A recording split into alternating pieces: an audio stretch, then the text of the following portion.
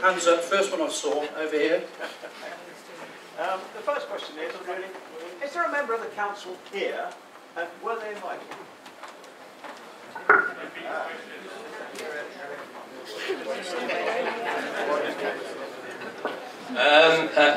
It's a great first question. I must confess that's really good. First of all, hands up if there's anybody from the council here. Russ was here. Yeah, right. So we've got somebody from the council. It was an open invitation, so you know we didn't specifically invite any of you, but we did invite all of you. So it's a very poor answer, I know, but that is the case. There is just as an aside, this is the sort of political game we're playing now. You have to be very careful. I would imagine if any of the councillors who are going to be contributing to this decision shouldn't be here anyway, because it shows bias. So I wouldn't expect anybody who's going to be involved in that decision-making process to be here. It's probably better than not, to be honest. Okay, I hope that was a sort of poor attempt, but it's a first start. Good, thank you. Okay. It would help Keith's figure if you could do it side to side, you know, if you can run. There you go. Is this on?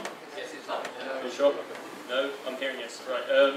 Right. My question is basically about the idea of contribution. I'll keep it quick. I know you're in a rush. Right. So, £150,000 over 3 years. This assumes that when people pay season tickets or pay on the gate or buy merchandise, that is in fact not a contribution.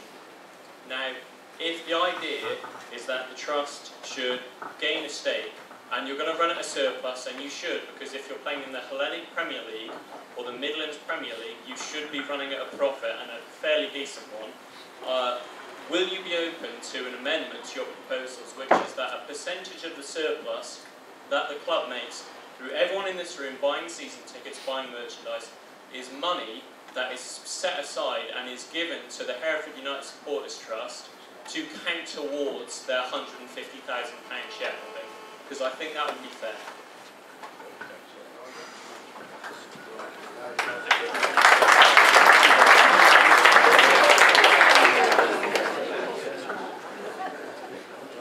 Forgetting for a moment the legal side where the purchase of own shares by a company may not be allowed, I'm just speaking to get that out of the way first. This is something we haven't considered, to be perfectly honest with you, because the budget we've prepared is on an ongoing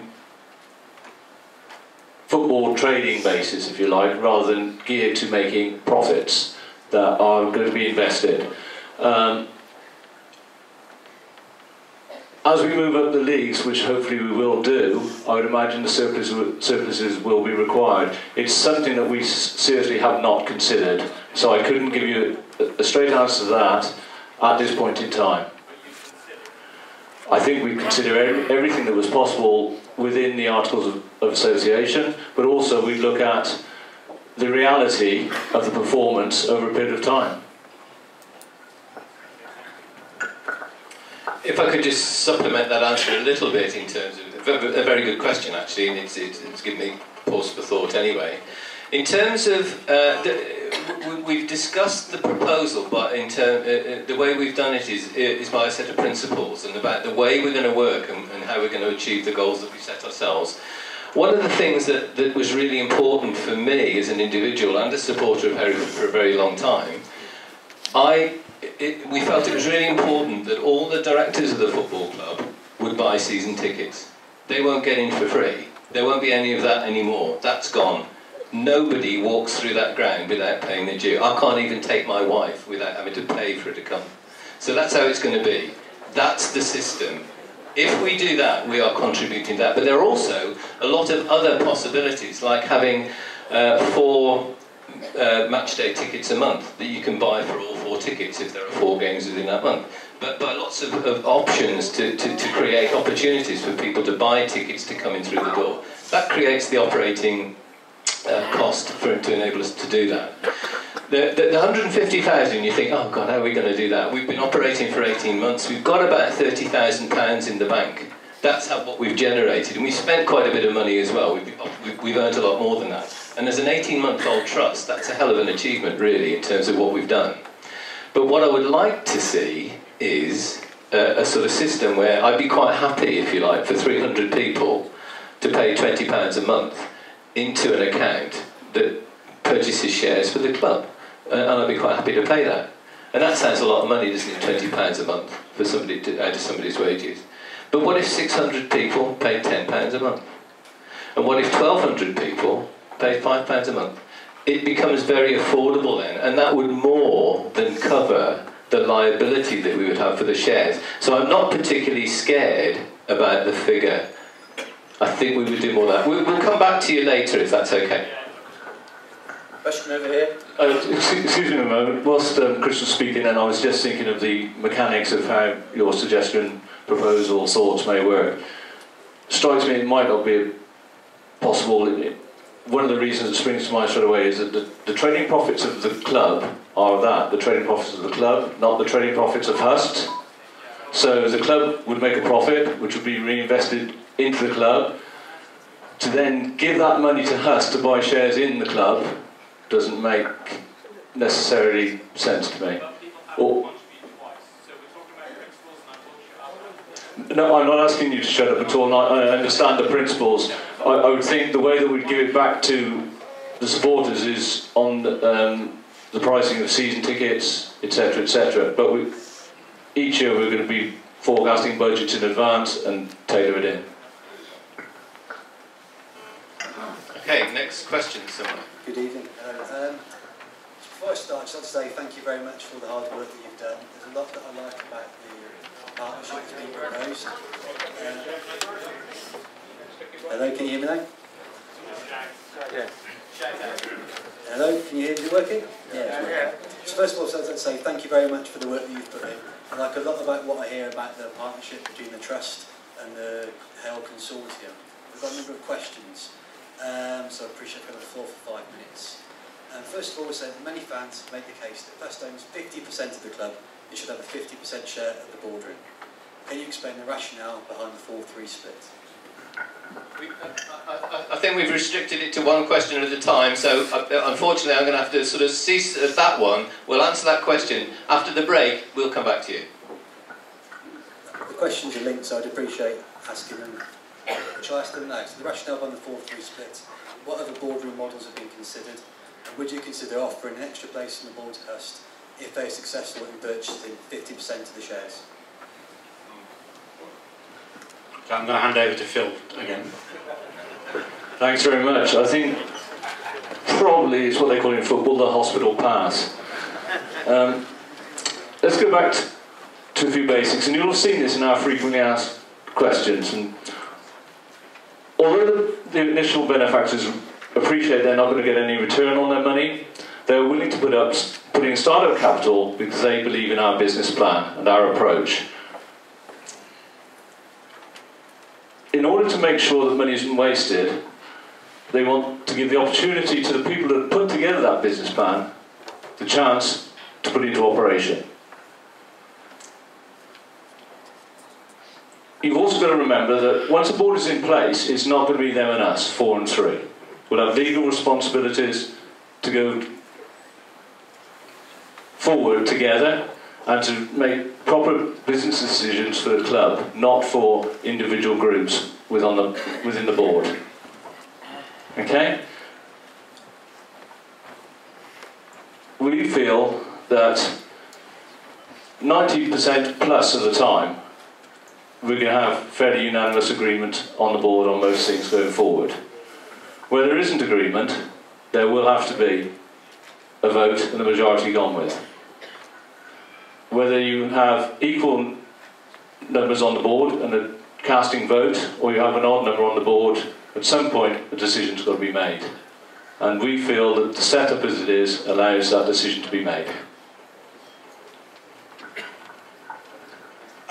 Very quickly, I'd also just add that, again, as part of the questions and answers that we've already put out, we have made it clear that the directors of the club's board, if they wish to, can buy shares. They don't have to, and the chairman would not buy shares to remain as independent as possible.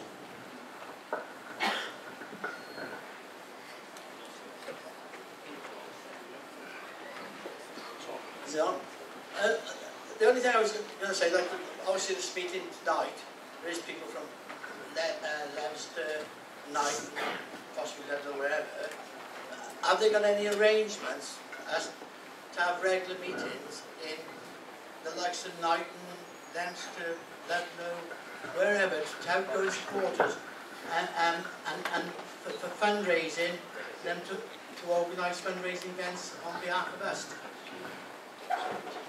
The first thing I'd say there is that we want to embrace all fans across the whole community, across the world. We are at a stage at the moment where I have to hold my hand up and say that we haven't really considered that yet, because obviously at this stage we don't really exist as a football club, really, until we've got tenancy. But absolutely, I had a conversation last week with London Bulls, for instance. Chris went down last night to meet London Bulls. I've offered to go down as well with a couple of, maybe myself and Phil go down to meet London Bulls. And I would say that that's a key part of keeping people informed, keeping people involved, empowering people to do things for the football club. So it is absolutely something that we would consider, but at this stage, I have to be honest, it's a huge part. It's a huge part. We're going to be a small, full-time, part-time football club that is built, that needs to build, so that there's progression, so that you continue to embrace supporters and get people and build that club. Without fundraising, that can't happen.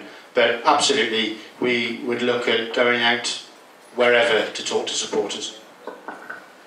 Can I just, supplementary to that, there is a southern bias with this group.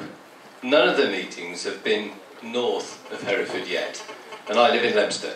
So I'm one of the northern Bulls, and I want to make sure that we do get out to all the Kingtons, the Leicesters and so on. Exactly, that's right. Yeah. Sorry, Keith, go on. Yeah, I would like to ask, I want to ask a question about Could I ask you just to stand up and just shout out? I think it's the only way we're going to get there. I'd be better to turn the mic up. 1 2 1 2. Thank you. My question's about the governance structure, really, because I'm actually a non-executive director on a number of companies, insurance companies, and also I've been involved in negotiating. In fact, I was part of the team that put together Unison. And one of the things that's important, that the terms of reference or the articles of association are written for 10 years down the road, not today.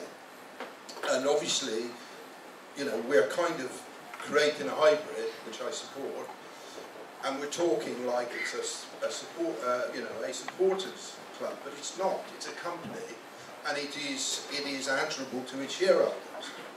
And we're talking a lot about HUST, which is correct, and we know how HUST will decide who its directors are. My question is, what's the accountability for the other directors?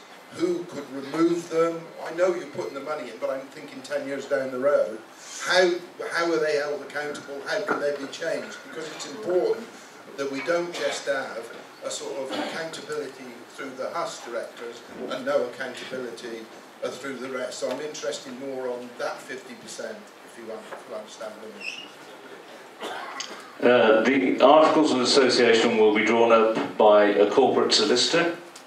They will be approved by the board of Hereford FC.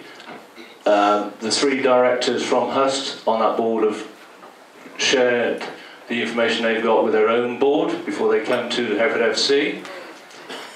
So that's how it's going to be built into the Articles of Association, not as a small local village club, for want of a better expression. The internal governance, for my sins, it's proposed that I will be the governance director.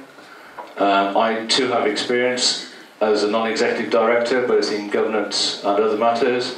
I've had governance positions with local authorities, etc., etc. So I have some experience in it. My main role really will be the overview of the governance of the football club in the interests of the football club and for the protection of the benefactors and the shareholders. So whilst I will be supporting the board, I shall also be challenging them as required. I will try and offer governance and financial advice in the important decision making of the board. I'll probably play a key role in the strategic development of the club. And for example, one thing that I'll probably be involved in will be the position with employment contracts, for example. I'll probably be involved in signing off all of those as governance director. So we will be building in proper corporate structure, for want of a better expression. My question was, how do we remove you? Articles of association will be drawn up. Shareholders will have the same statutory rights within Hereford FC as any other company, governed by company law, Companies Act 2006, and Articles of Association. So it'll be the shareholders, basically, won't it? Shareholders have the say in all things. Because there's one set of shareholders, not two.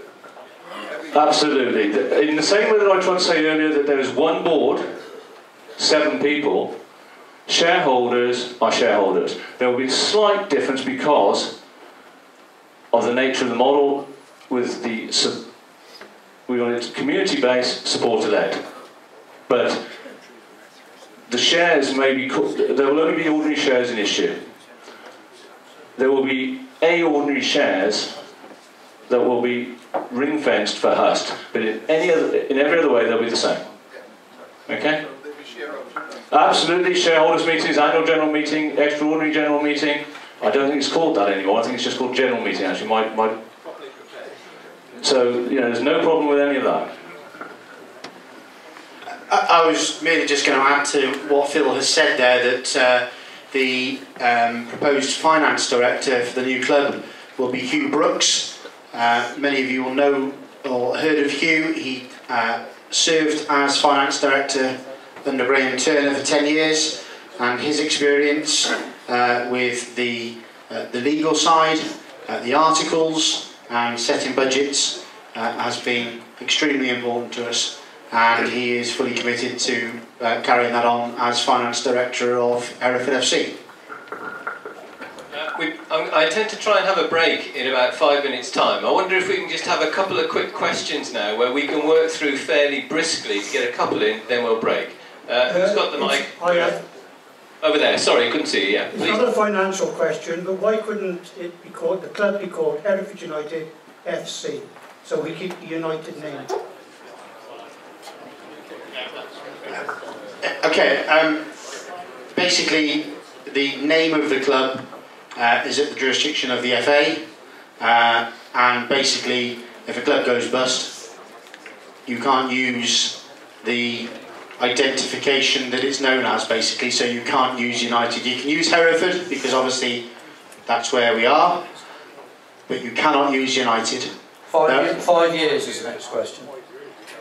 You can change it after 5 years. Thank you. Please go ahead, yeah. Doctor, what you were saying, I'm assuming the Articles of Association will explicitly state that no director or significant shareholder may receive remuneration from Hereford Football Club. That's my question, I'm just checking that. You're correct in your assumption. It's stated clearly in the media with copies of our model. No director will be remunerated. No, or significant shareholder. Or significant shareholder. I'm just trying to think. That has to be added in the Articles of Association. As I said, the Articles of Association will be drawn up by a corporate lawyer, properly done.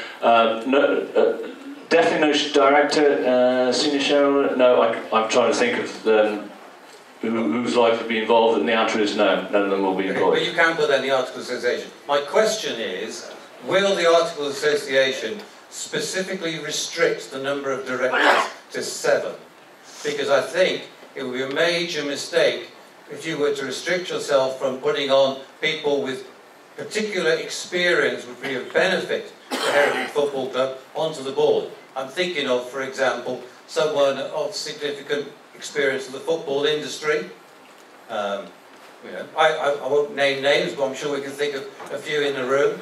Or somebody, for example, with experience of running an organisation with a significant volunteer base, because that can immensely add to your bottom line You know, the courtyard uses a pool of 120 volunteers, and we save £100,000 a year from our running costs through using volunteers. With that experience, it's going to be vital to the operation. We fully appreciate that volunteers will be very useful going forward. The structure really will be, there will be a board of 7 initially. Each board member will have specific duties and be accountable for them. Underneath each director they will have a team which they will control, manage, direct, supervise, etc. So the volunteers will come in there. Articles of Association will be drawn up. I'm guessing they will say 7 initially, but like any other article, subject to the necessary resolution, an article can be changed. So as we go along, and if we find that we do want to do that, we can. But why restrict yourself in the first place? Why not have an article of association that says 10 and you just appoint 7 in the first instance? You could pick any number you like and say 50 and pick 7. I'm not arguing with you, I'm just saying that that's where we've come to, that we will start with a 7 in the first instance. Yes, yeah. Just going back to the start of the presentation, you said about wanting to take tenancy of the ground in full repair. What happens, I suppose there's 2 strands to this, what happens if the council won't pay for the repairs and we get Edgar Street back in the state it is now? And also what happens if the rumours that were coming out yesterday about the council's having plans of moving the stadium out of the city, that's not returning back to Edgar Street, does that scupper all plans for Hereford FC? Well, if I can answer the first part of that, we have enlisted the help of a property expert for the last, since last summer, who has been into meetings with us, with the leader of Herefordshire Council, and he will be charged with negotiating that tenancy offer. We are very aware, as I said earlier on, of the financial situation of Herefordshire Council. And we are appreciative of the fact that they probably don't want to spend too much money on the ground. Part of the reason that we have benefactors behind us that are willing to put money in at the start is that there may be a capital amount that is required straight away. And I would say that one of the biggest benefits that we have as a group, as a proposal, is that that money will be there and it may need to be spent. So in other words, worst case scenario, the council say, yeah, there's Edgar Street, but take it on as it is, you're confident that we can bring it up to the attendance that we want it at and to the repair that it needs to be at? Well, the first thing I say there is that we've offered them the development of the 2 ends. Now, if that's not enough of a carrot for them to try and help us in terms of the state of Edgar Street and in terms of getting that capacity back to where we want it, then obviously we've got a bit of negotiation left to do. And negotiation's a key word. I'm going to hand to Chris to answer the second part of your question. The article in the Hereford Times, which I think you referred to in terms of the potential for moving the ground somewhere else, there's been a paper that's presented to Herefordshire Council for them to consider. And very kindly, Russ has provided that for us tonight, the full context of that detail, so we know what's actually in there. The proposal to move the ground is a part of a process of completing the picture, where the leader of the council advises councillors of what all of the issues are. And obviously he would be sort of going against what he's supposed to do if he didn't mention that as being one of the options. We know it's there. It's actually the last option on the list. It's not something that they probably won't get down to. I think the publicity that we've managed to generate for support for football in Herefordshire has indicated that there is enough support to demand that the council keep Edgar Street for football. So in terms of that, I'm not particularly worried about it. But I think what we do have to do is be aware of what these options are.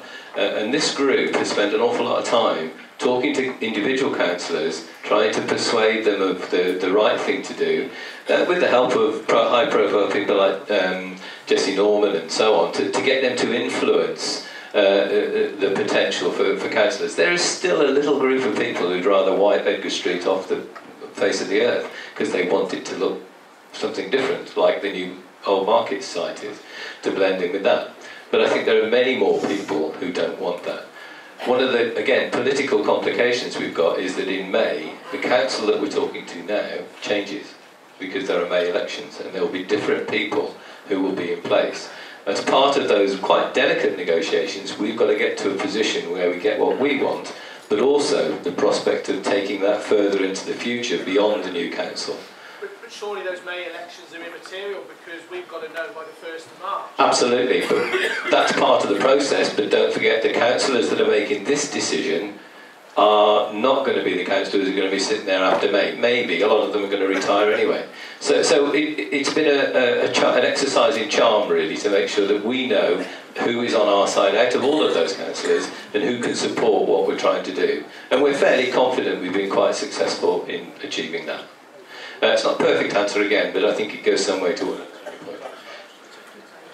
Okay, is it, I think now, sorry, can I just... Can I just ask you, the article by the Hereford Times actually failed to actually put down what the recommendation was, which was to seek a tenant.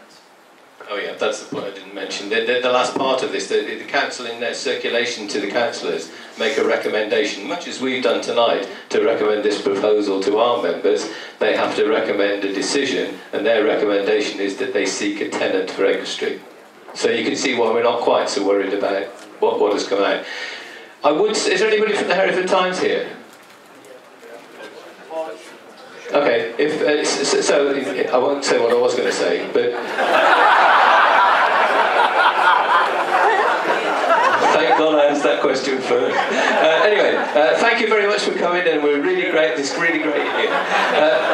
I think, Justin, can we just have one more then, and then I think we ought to break. Otherwise, it's going to be midnight by the time we go. So, Justin, if you'd like to ask your question. Justin Ratcliffe from the fundraising working group. 3 very, very quick points. Point 1, as a trustee of United in the community, can I really thank all of you on the stage for the statement you made about wanting to embrace youth football for various age groups in this county going forward. And we really welcome that, and that comes from the trustees meeting on Tuesday. Thank you also to yourself, Chris, for attending the London Bulls meeting last night. That was very much appreciated. And on behalf of them, one quick question is, as an entity, would the board be happy for them to become a benefactor by buying £2,000 worth of shares as the entity of London Bulls?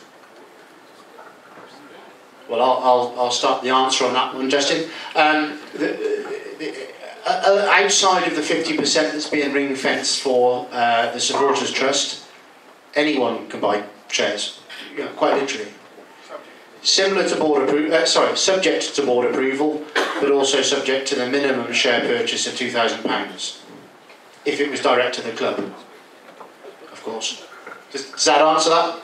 Yeah, and the very final point is to round off. There's a raffle at the back. Anybody who hasn't bought a ticket, please buy one. All proceeds to HUST. Just one thing. You say entity. It depends what you mean by entity. I don't know if you've got any statutory standing, or if it would be held as by one of the notables as a nominee or whatever. But the principle is that we are open to shareholders within the football base. Okay then, I think that's enough for now. It's nearly 9:15. Can we regroup at 9 o'clock so we can have some more questions? Talk about it, refill your glasses, and let's have another session a bit later on. Starting back at 9 o'clock. Thank you.